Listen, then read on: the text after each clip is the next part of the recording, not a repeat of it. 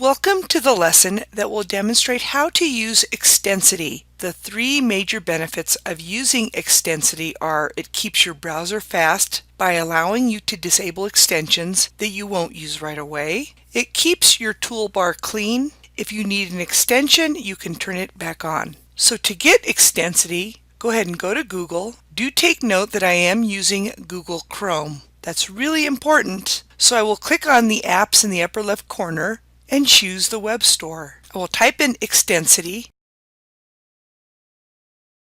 and as you can see, I already have it. You're going to need to add it to Chrome in order to use it. Once it's added to your browser, you will see it at the top of my window. I also have a lot of extensions, which is going to probably slow down my browser, and I don't even use these all the time. So what you can do is you can click on Extensity, and if you don't use them a lot, go ahead and disable them, and you could always turn them back on when you need them.